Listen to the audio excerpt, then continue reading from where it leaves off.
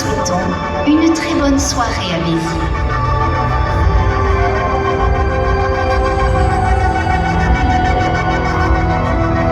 Donos cenes, l'Albiro de Béziers, a lo placer de vos recebre et de vous présenter le spectacle nocturne L'Esprit de Resistencia de Christian Sales. Nous désirons à tous une plaguno cerrado a Béziers.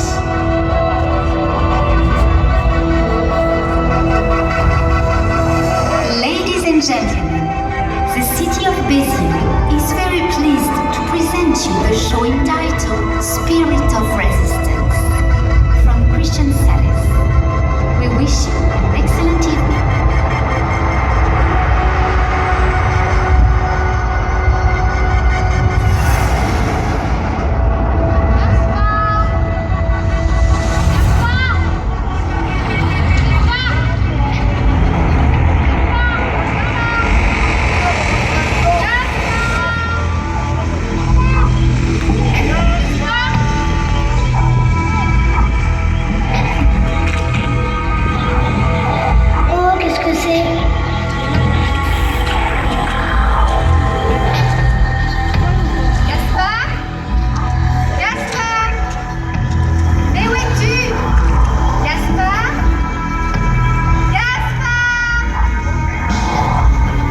Maintenant que j'ai trouvé quelque chose d'intéressant.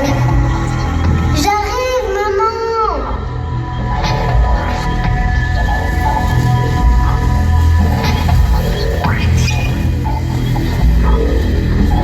Oh! Oh! Coucou! Coucou toi aussi! Oh!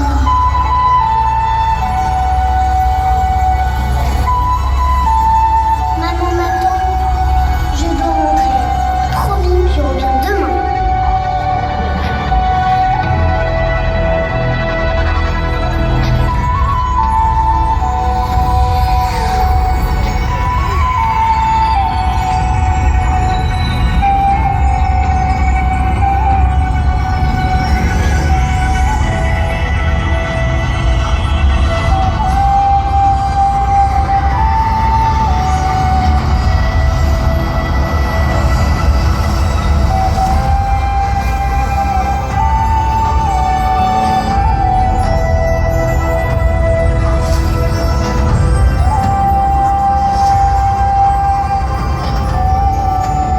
Dans le monde, il existe un lieu qui sait résister lorsque l'histoire se fait rude. Ces lucioles, libérées, représentent mon âme et l'esprit de tous ceux qui, durant des siècles, ont résisté face à l'adversité et à l'injustice. Je veux que le monde sache que je suis Béziers et que toujours je résisterai, toujours je renaîtrai. Commençons notre plongée dans le temps en 1209.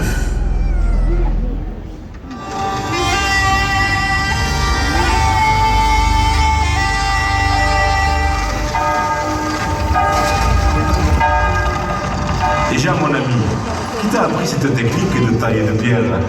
Ah, tu sais, même si je me suis fixé à Béziers depuis 15 ans maintenant, j'ai fait le tour d'Europe, j'en ai vu des chantiers. Je viens de Reims, et c'est mon maître, constructeur de cathédrale, qui l'a inventé. Tu viens de loin. Pourquoi tu t'es installé chez nous en pays d'oc? J'apprécie l'organisation de votre société. Votre civilisation d'homme, c'est le parachèvement de la nôtre. Je trouve que vous êtes allé encore plus loin que nous, car ici se dégage une impression de bonheur, de prospérité. Et les engagements entre les hommes ne s'imaginent qu'en termes de choix volontaires, c'est-à-dire de liberté. C'est ce que vous appelez le parage. Puis, il y a aussi votre poésie, vos troubadours, votre vin et ma femme, que je rencontre ici à Béziers. Tu as entendu? Le pape vient de lancer une croisade contre les Cathares et les seigneurs qui les protègent. Elle doit arriver au pied de nos remparts d'un jour à l'autre. Il va falloir s'y préparer. Je ne comprends pas pourquoi on leur en veut au Qatar. Ils sont des nôtres, des chrétiens comme nous, nos frères, nos voisins. Ici, nous vivons tous ensemble. Nous refuserons de livrer qui que ce soit aux croisés.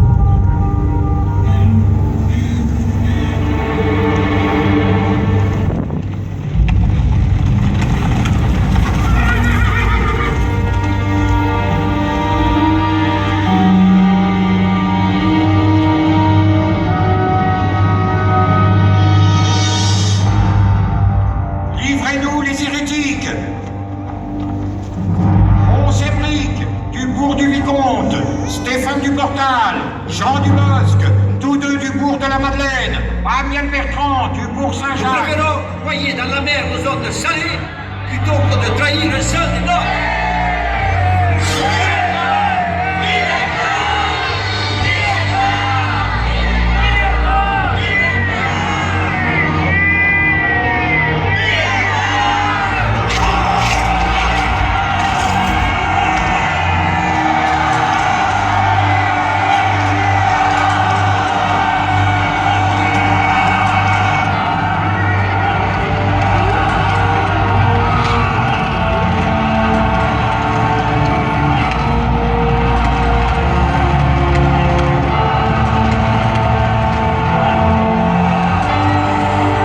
Tuez-les tous.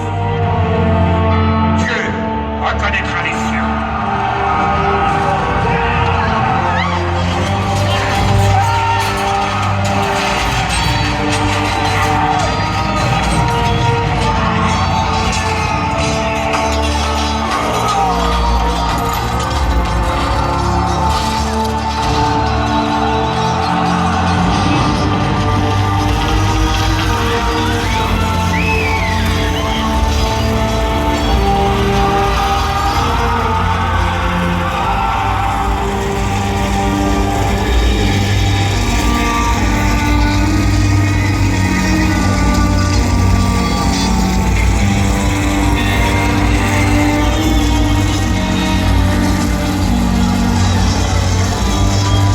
Les Biterrois ont refusé de livrer les Cathares face à la croisade contre les Albigeois. Ils ont péri par milliers dans l'église de la Madeleine, dans les rues, sur les places, dans leurs maisons. Leur ville est mise à sac, mais ils se relèveront vite.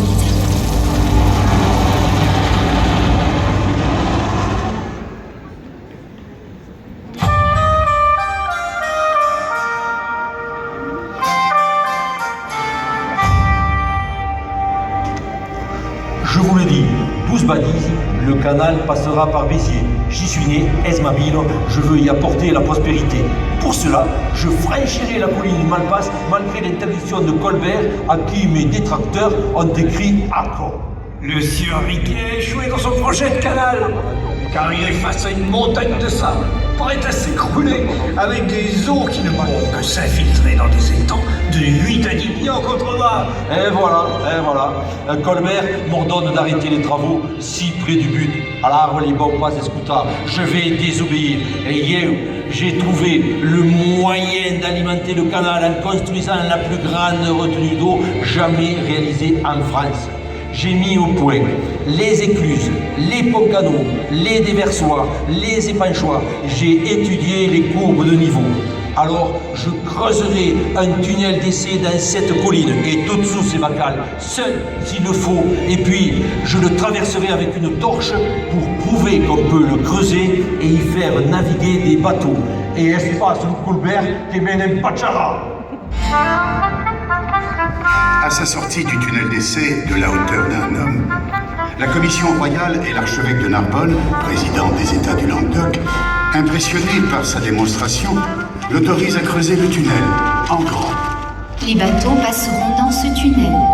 Ils descendront l'escalier d'écluse de Fontserrane, l'ouvrage le plus majestueux du canal du Midi, que Riquet a souhaité offrir à sa ville natale. Et plus tard, traverseront l'Orbe sur un impressionnant pont canal. Pierre-Paul Riquet a bien fait de résister face à l'adversité et face à ses détracteurs. Le canal royal du Languedoc, ouvrage éternel édifié à la gloire de Louis XIV, le roi Soleil, deviendra la merveille de l'Europe du XVIIe siècle. Il est aujourd'hui classé patrimoine mondial de l'humanité.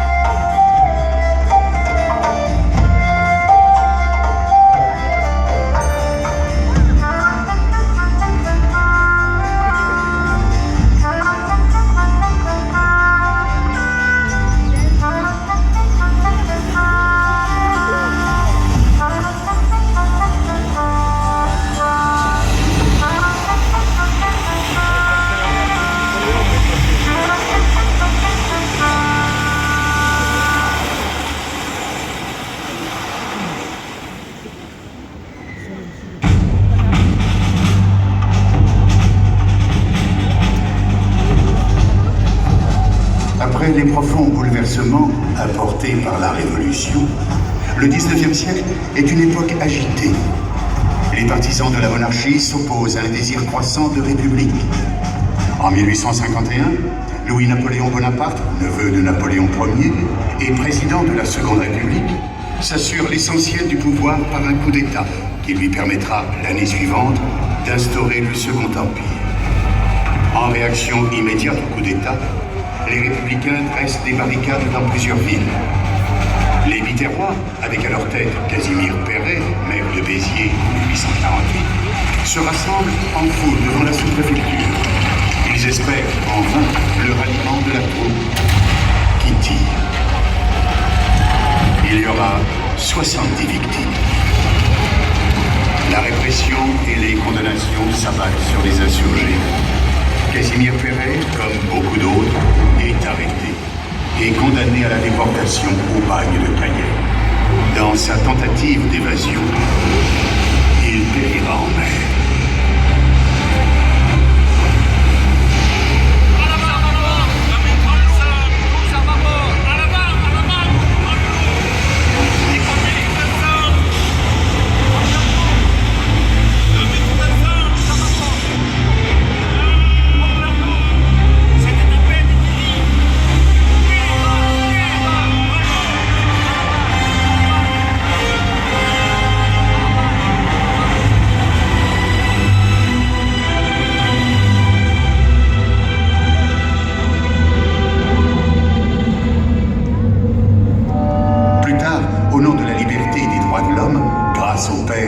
Résistant Jean Moulin, un monument sera érigé à Béziers à la mémoire de Casimir Perret et des victimes de la répression impériale dans l'Hérault.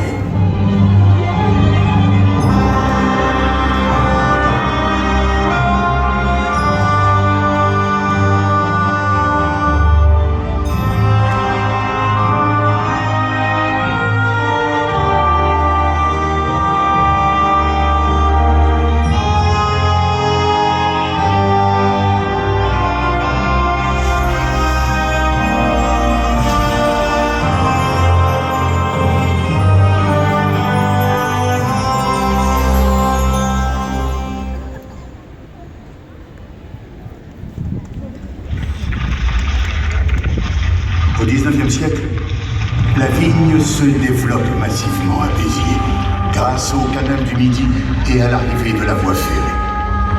Le commerce du vin apporte la prospérité et permet aux Biterrois de transformer leur vie. Béziers prend alors des allures de capitale, avec de majestueux immeubles en pierre de taille et une vie culturelle riche. On appelle alors Béziers le Bayreuth français. C'est un des plus hauts lieux du lyrique de l'époque, avec ses nouvelles arènes dédiées à la tauromachie et aux grands opéras avec leurs décors impressionnants. On aménage les allées, le théâtre, le jardin des poètes, un kiosque à musique à la citadelle. De grands artistes, sculpteurs, maîtres verriers, peintres s'y installent et réalisent des chefs-d'œuvre. Béziers est devenue la capitale mondiale du vin. Les allées sont le lieu où il faut être vu et reconnu.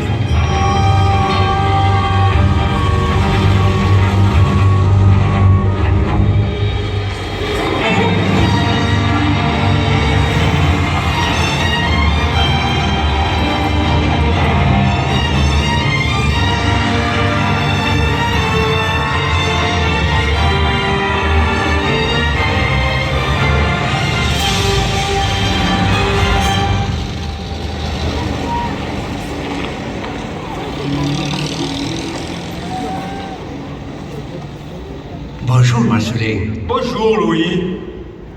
Avez-vous fait bonne route depuis Argeliès? Oui, mais j'ai dû m'arrêter à Capestan et également à Montagny. On m'a reconnu. Ah, ça ne m'étonne pas. Installez-vous, Marcelin. Je vous sers un apéritif, du quinquennat.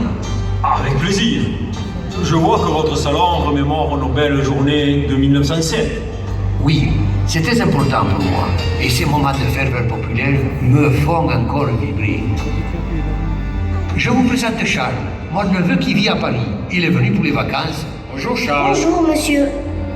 Tu vois, mon petit, ce monsieur, c'est Marcelin Albert. Il est sur ce tableau et c'est lui qui a sauvé notre vin naturel. Marcelin, pourriez-vous lui raconter la révolte des vignerons de 1907? Avec plaisir, surtout pour un enfant qui était si jeune à ce moment-là. Eh bien, tu vois, Charles, après une longue période d'abondance, la vigne a été attaquée par des maladies.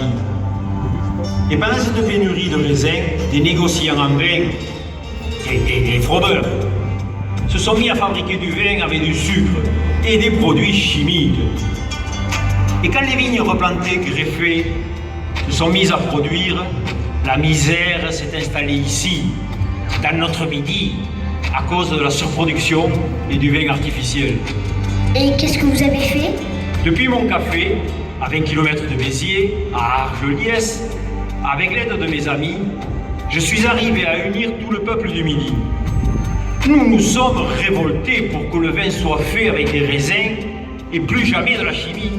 Nous avons été des centaines de milliers à manifester à Narbonne, Carcassonne, Perpignan, Montpellier, Nîmes et bien sûr ici à Béziers où nous étions 150 000. C'était beau les allées, les rues noires de monde. Je me souviens encore de mon discours à la tribune. Nous étions tous soudés avec un seul objectif, le vin naturel.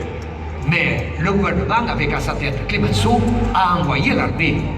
L'armée a tiré sur la foule à Narbonne. 6 morts. Et ici, le 17e régiment d'infanterie arrivé d'Agde a refusé d'utiliser les armes contre le peuple.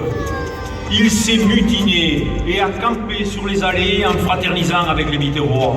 Puis, la grève de l'impôt s'est instaurée. Et la moitié des municipalités de la région ont démissionné. Alors, Clemenceau a senti que le pouvoir central risquait de basculer. Oui, il a fait stopper net le mouvement en mettant en prison les leaders du comité de défense viticole et en détruisant mon image. Les gens ont cru ce qui était écrit dans la presse. Je n'ai jamais pu m'exprimer et le contrer. Je ne suis qu'un simple cafetier vigneron, mais mon idéal pour le vin naturel et ma terre languedocienne est toujours resté intact. Le peuple a gagné. Des lois seront votées immédiatement. Le vin sera désormais naturel, c'est-à-dire exclusivement issu de la fermentation du jus de raisin. Le peuple a résisté et cette fois, il a gagné. C'est dans le peuple assemblé que réside la force.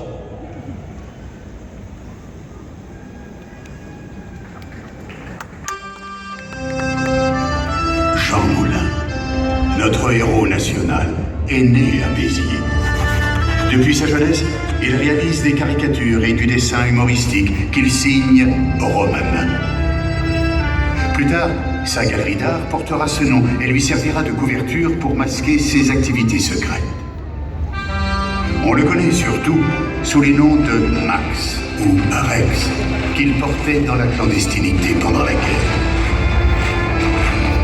Chargé par le général de Gaulle d'unifier les réseaux de résistance, il tombe aux mains de la Gestapo. Torturé, il n'a jamais parlé et meurt dans le train qui l'emmène vers l'Allemagne.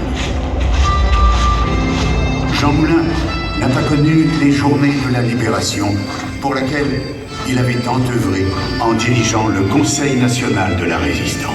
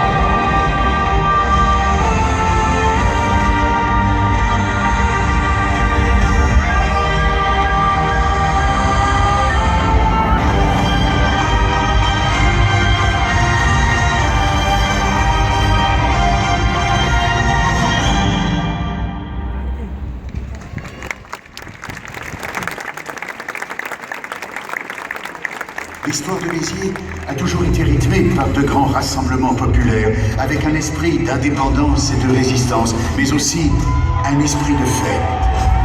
La ville possède de fortes traditions festives.